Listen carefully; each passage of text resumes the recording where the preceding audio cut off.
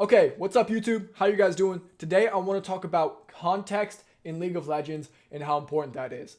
So recently I put up a TikTok talking about how to last hit, and it actually went kind of like mini viral. It got like 500,000 views.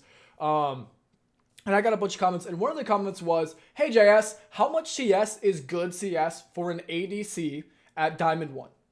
And my answer was, more than your opponent. Now, I didn't expect that to be really that big of a deal. It was something that I said kind of just out of, something that I would say as a response to a question, and I thought it was fairly obvious. I'm just giving the obvious answer. I figured that should be that. But people were like, "Oh, that's crazy. Oh, he got him." And that made me realize that answer isn't as simple as I intuitively think it is, and a lot of people actually overlook how simple it really is. So I actually want to talk about today why that answer is so intuitive and why it's so important to the game. Now, context has so much to do with everything we talk about in League. Pretty much nothing in League is as black and white as you would think it is, right? When we're talking about CS, like this Diamond 1 player was talking about, well, we have to wonder, what are you playing? What is the enemy playing? What is the game state like? Because if you're playing a scaling champion, you'll need more CS and you'll want less kills, right? If you're playing a Jinx or a Sivir, ideally we're just 10 CS a minute. If you're playing a Kalista, you may want to have more kills, and therefore, if you're killing people, you have less time to CS, so you'll have less CS, but you make up for it with the kills, right? So it's dependent on who you're playing, your identity, right? That's part of the context. Part of the context is the game state. Who are the junglers playing, right? If you have a Rek'Sai on your team, that's going to change the amount of options you have and how you're able to play versus if you had, a Shyvana on your team, right? So who are your teammates playing? Or in the mid lane, right? Somebody playing Fizz versus a Corki, that's going to change what options you have around the mid lane. So your context changes based on your identity, based on the identity of your teammates, based on the identity of the people close to you, right? What supports are you playing? You have different options with a Sona support than you do with a Nautilus support, right? Which has different options from other stuff. So everything in the game is context based. You may not actually want good CS, right? I talk to this about this with my mid laners all the time. If you're playing Fizz mid lane and you have 10 CS per minute, that is a problem. Because you are at 10 CS a minute playing Fizz mid lane. That means you are missing opportunity for roams and ganks and kills and dives, right? Where if you're playing Corki and you're 10-0 at 10 minutes, that's going to be a problem because that's not your job. Your job's not to go for the roams, to go for the dives, to do all this stuff as Corki, and that may not be a repeatable, consistent way to gain leads from that champion. So we're going to say, okay, Corki, stop roaming. Even if it's getting you kills in this one game, it's not the correct play. You want to go for 10 CS per minute. You want to stop taking the roams. That's all based on the context, right? So when he asked me the relatively innocent TikTok question of, "Hey JS, how much CS should I have?" The answer is, I have no clue.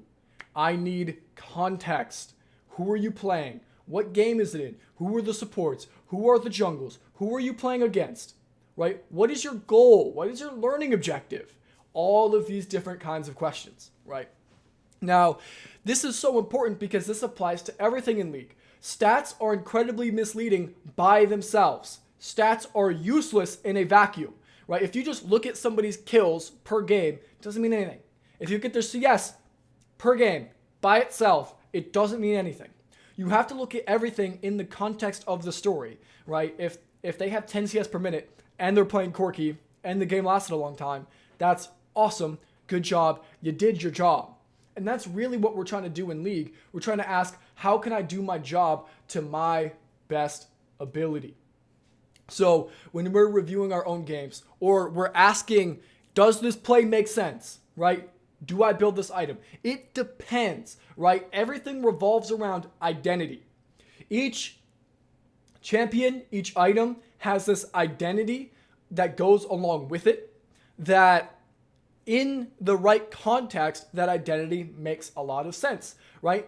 We talk a lot about collector versus LDR, right? That's a conversation that happens all the time on Reddit, whatever. And LDR's identity is its percentage armor shred, where lethality is flat armor shred. So the way the armor works is if they have lots of armor, the percentage is going to take out a bigger chunk of that, and it's going to end up giving you more damage. If they don't have any built armor, the flat armor is going to bring them closer to 0, allowing you to do effectively true damage, where the percentage will not bring them to 0, right? Because if you have 20 flat penetration and they have 30 armor, that brings them to 10. If you have 20% pen on that 30 armor, it doesn't bring them anywhere close to 0, right? So the question of when do you build LDR or collector is based on the context of how much armor is available in that game, right? Now, pretty much every single situation in League is analogous to that, right? You can, if we're looking at a play and we ask, do I roam here? It's like, I don't know. It depends completely on who are you playing? How good does the roam look, right? Because who you're playing changes how good the roam looks. So you have to know both of these things together. They are not separate things. They work hand in hand, right? That's really the key. There is a situation to do every play. Like there's a situation that a Kassadin would roam, but he doesn't often because his champion doesn't like it, right? There's a situation where a Victor would roam in 2v2, but not often. Where a Fizz will 2v2 all the time, but there are 2v2s that you will turn down based on the context as well. So the whole point of this video is I want to kind of invite you guys to, when you ask these questions, ask, okay, what does everybody want to do? What is happening? What is happening in the context of this game?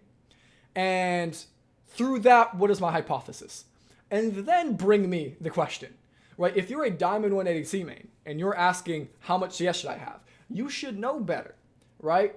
There's not a number, right? I can't give you, okay, have 8 CS a minute and then you will hit Masters. No, that doesn't, like, that's not real, right? Show me your account and I'll tell you if your CS needs to get better or not. And what I'm going to look at is the context of how you're last hitting in every game you play, right? I'm going to look at who are you playing versus who you're playing against, how are the junglers doing, how are the supports doing, all of that stuff. At the end of the day, you want to do your job. Now, as the ADC, your job tends to be to CS well and to teamfight well. So I'm going to probably just say more than your opponent is the short answer, right? So use this kind of thought process in your guys' own coaching and your guys' own review. I invite you guys, before you ask me very kind of obvious questions, have a hypothesis based on the context and based on what you believe the identities are. Once you really understand the identity of things and the job that each item and role and champion does within the game, you guys will skyrocket. That's really the key to climbing in League of Legends, is understanding everybody's job and the context of your job in the whole chaotic situation. Thanks for watching this vlog, guys. I'll see you guys around. Peace.